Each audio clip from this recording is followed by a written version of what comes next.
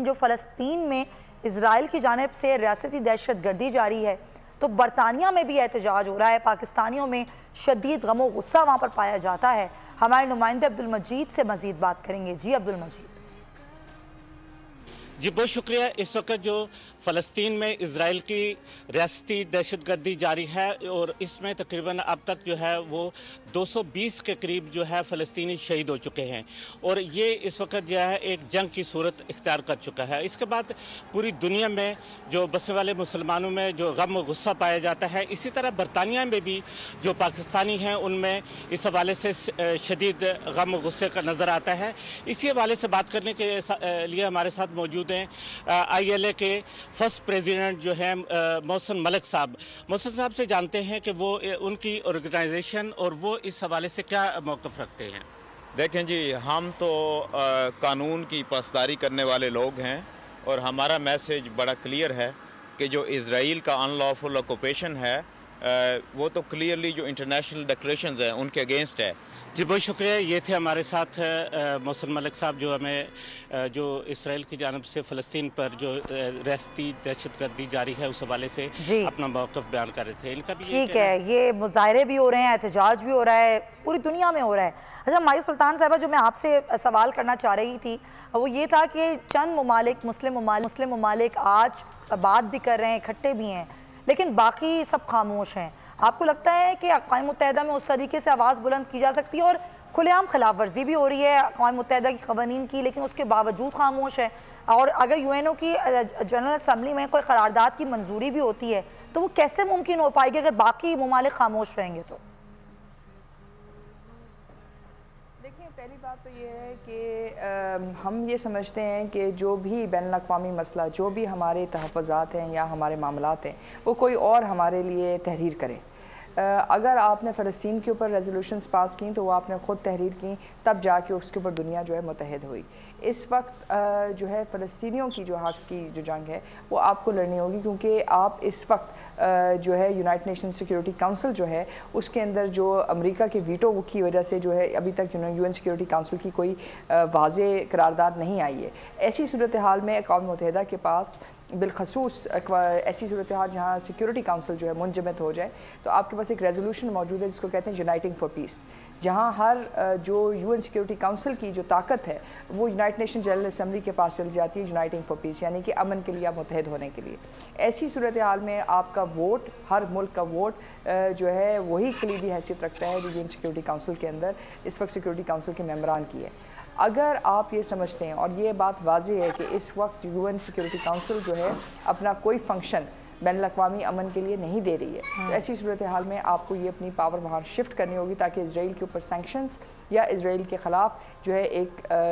جنگ کے لیے صف بندی کی جا سکے۔ لیکن اگر آپ یہ نہیں کرتے ہیں تو یہ ممکن نہیں ہے کہ جو نہاتے آپ کے پاس فلسطینی ہیں، آپ ان کے خلاف جو اسرائیلی جارحیت ہے اس کو روک سکیں۔ اور یہ بات کہنا کہ وہاں حماس جو ہے اس کی طرف سے واپس راکٹ فائر کر رہی ہے، تو اگر آپ کسی بھی ملک کے اوپر، کسی بھی عوام کے اوپر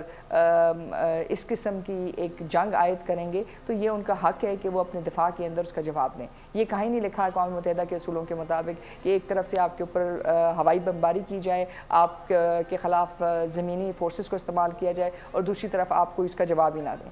اور یہ بات کہنا ہے کہ جی حماس جو ہے وہ جو ہے جیروسلم کے اندر دہشت گردی کو فروغ دے رہی ہے، یہ بھی غلط ہے، کیونکہ ابھی تک نہ تو آپ نے حماس کیا جو حق ہے غزہ اسٹرپ کے اندر اس کو آپ نے مانا ہے، اور نہ ہی آپ نے وہ جو مہاجرین کے طور کے اوپر اس وقت فلسطینی موجود ہیں ان کے حقوق کو محفوظ کیے۔ تو اس وقت بین الاقوامی دنیا کو بالخصوص جو آپ کے ادارے ہیں ان کو متحرک کرنا ہوگا، لیکن یہ خود بخود نہیں ہوں گے، یہ آپ کو تحریری قدم کرنے پڑیں گے اور اس کے بعد آپ کو لابی بھی کرنا پڑے گا، اور یہ تبھی ممکن ہے جب تک کہ واپس جو مسلمان عوام ہیں، مسلم عوام باہر نہیں نکلتی، کیونکہ حکومتیں یہ خود بخود نہیں کریں گی، یہ کام آپ نہیں دیکھیں گے۔ جیسے کہ آپ نے پہلے کہا، بہت سارے ذاتی مفادات اور بہت سارے شارٹ ٹرم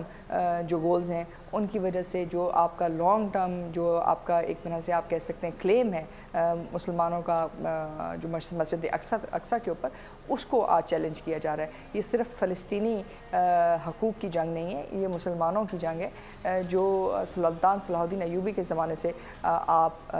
جو ہے لڑ رہے ہیں، اور آج آپ ایسی جگہ پہ کھڑے ہیں کہ جہاں تمام حربے استعمال کیے جا رہے ہیں کہ آپ کا وہ حق آپ سے ہمیشہ کے لیے لے لیا جائے۔ بالکل آپ صحیح کہہ رہی ہیں، لیکن یہ کچھ عرصے بعد دوبارہ سے یہ چیز اٹھ جاتی ہے۔ 2015 میں بھی مائی سلطان صاحب آپ کو یاد ہوگا کہ اس طرح کی صورتحال تھی، ہزاروں فلسطینیوں کو مارا گیا تھا، اس کے بعد پھر نیتن یاہو نے کہا تھا کہ ہم مذاکرات کے لیے تیار ہیں۔ یا ہر تھوڑے عرصے بعد اس طرح کی چیز اٹھتی کیوں ہے؟ پھر اٹھتی ہے، پھر اس کے بعد تھوڑا بہت جو ہے معاملے کو سیٹل کروایا جاتا ہے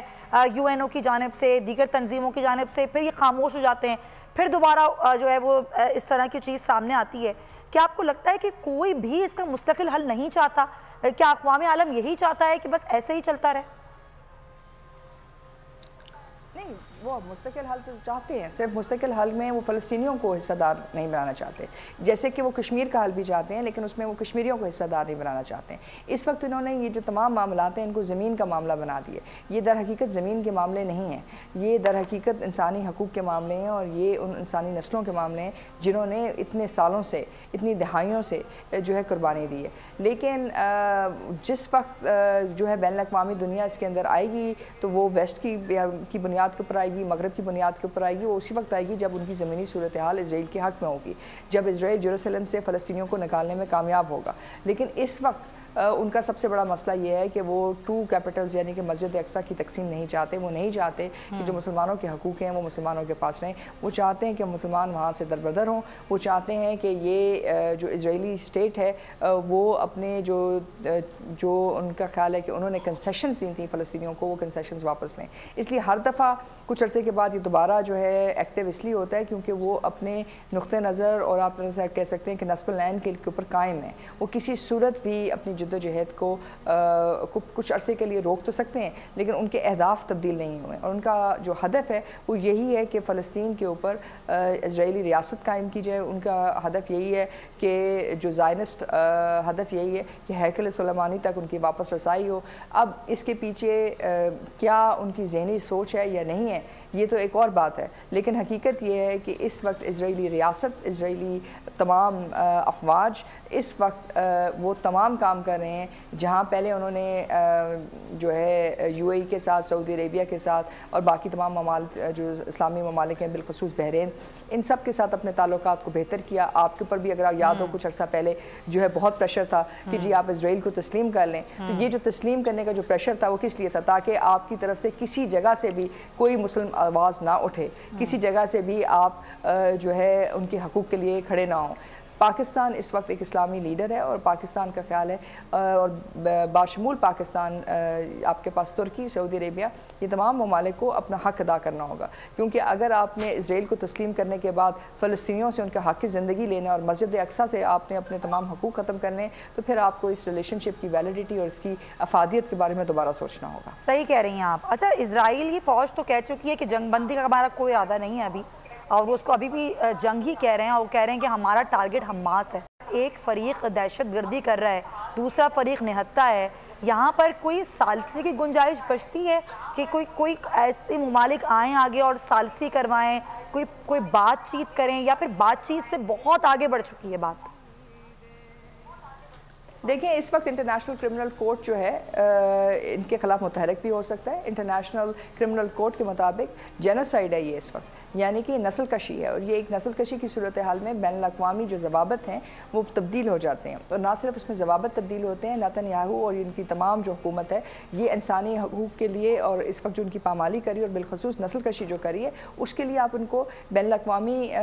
کٹارے میں کھڑا کر سکتے ہیں، لیکن ظاہر ہے یہ وہ چیزیں ہیں جس میں ایک عام شخص جو ایک عام فلسطینی ہے وہ بھی اپنا خط لکھ سکتا ہے انٹرنیشنل کرمنل کورٹ میں، اور اس کے خلاف یہ کام کیا جا سکتا ہے، بالخصوص اسرائیلی فوج کے خلاف۔